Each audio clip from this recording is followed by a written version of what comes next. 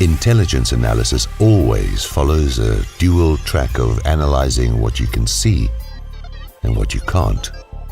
The massive coverage on the recent Snowden revelations has basically all been theater, as most had already been revealed and was known about by every intel agency on the planet. Two old platitudes come to mind: crying crocodile tears and Shakespeare's "Methinks she doth protest too much."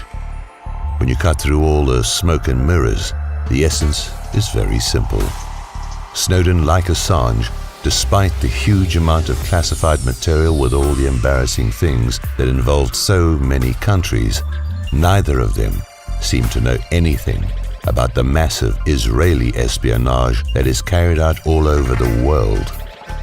For example, the field reports from Afghanistan and Iraq involved Israelis being picked up as contractors doing very nasty things, and yes, doing them even to American troops. None of that stuff made its way into the leakers' shocking release pile. We have people who wrote some of these reports, and they were major headlines. My verdict: no leaker who had access to the motherlode of dirty intel laundry on numerous selected countries and who never releases any on Israel is for real. They are an operator. Why? Because busting open the Israeli espionage cover-up is the story of a lifetime. On one side, you have a loyal faction of modern intel professionals trying to monitor and block Israeli penetrations. And then there is the rogue bunch assisting the bad guys for all the rewards offered, not so much by the Israelis themselves, but the substantial political helpers. The battle has been going on for a long time, and there is a huge amount of material available, even in the declassified files. If you want to find out more, all you have to do is scratch the dirt. It is the espionage scandal of our time, and these phony leakers have contributed nothing. Veterans today burned Assange in the fall of 2011, with Ziggy Brzezinski helping through his big PBS interview where he spilled the beans about the Assange information being released having been seeded. He gave our initial claims a lot more exposure. So that really leaves only one plausible explanation for missing the Israeli espionage angle.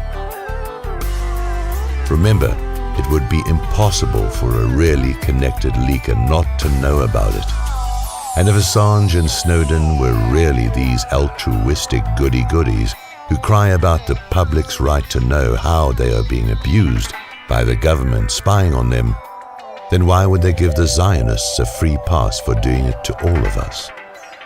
Press TV readers would know why, because these guys are an Israeli string. This is simply Intel 101. When everybody is getting embarrassed by leaks except for that one special group, there is no suspect number two. The Europeans are crying wolf as part of the charade.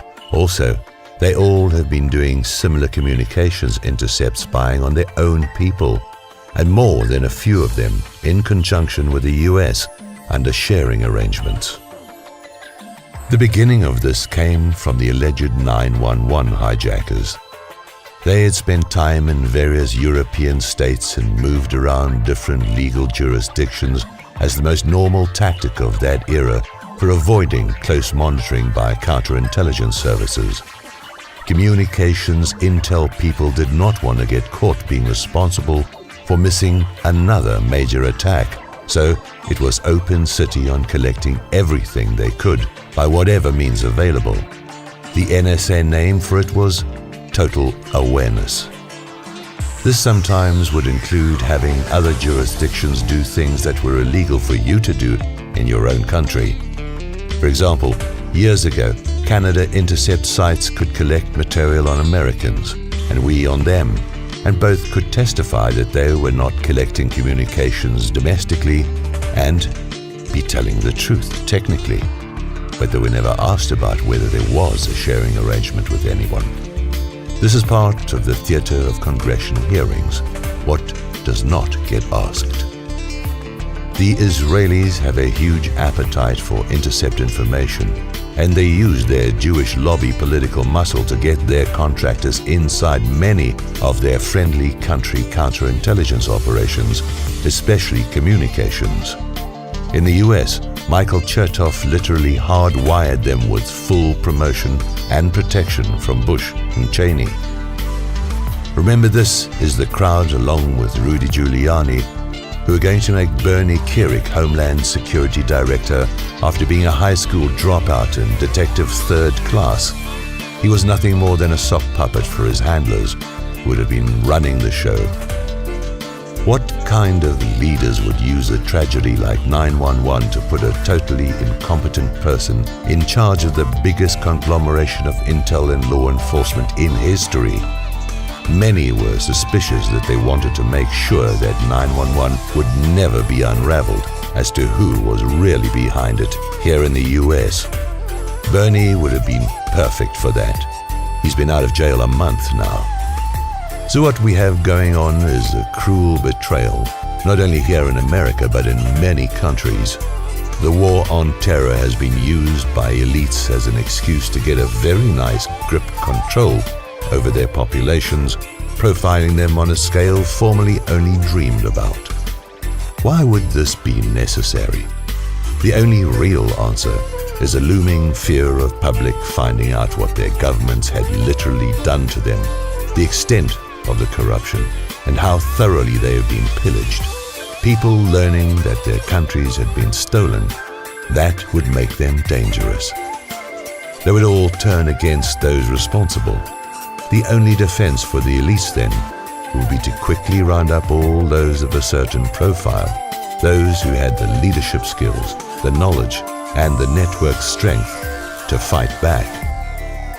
The data mining ability available to governments now is absolutely incredible.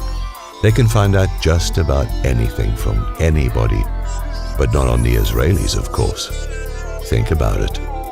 With these new tools, we should have been able to decimate Israelis' espionage networks here: political, military, financial, media, academia, and the think tanks.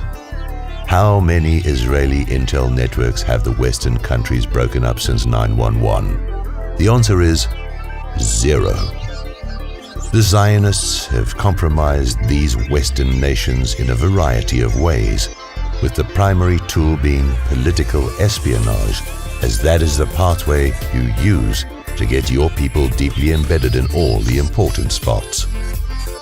They spend 10, 20 years, even longer, grooming their people to have them ready when the time is right to slip them into sensitive positions. Even our Justice Department has been compromised, as loyal people have gone everywhere to initiate prosecutions, only to be told that it was just impossible for protected entities.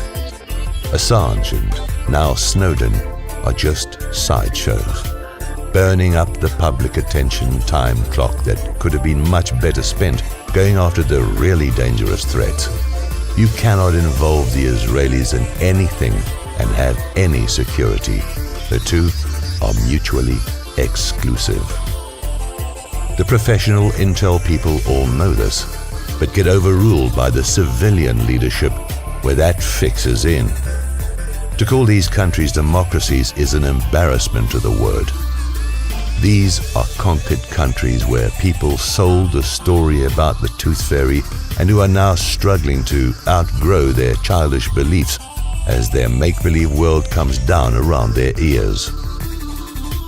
All of these countries, their elite classes, deem their own people to be their number one threat, and the Israeli lobby operators are stuck to the elites like glue, promising to protect them when the dark time comes, that they will be okay if they are with the right group. Dear people, we are not on their right group list. We are on the expendable, potential threat one. Even war on terror veterans found themselves on it, yet many are still refusing to let go of their teddy bears and face up to what has to be done. You can shoot me as the bad news messenger if you want, but that won't save you. Saving ourselves is going to require some very clear thinking determination, and building street armies like the Egyptians just did. When we can put 50 million people onto the streets and bring the military over with us, it will be a new Independence Day, and the first order of business would be to clean up 911 and not let those responsible walk among us.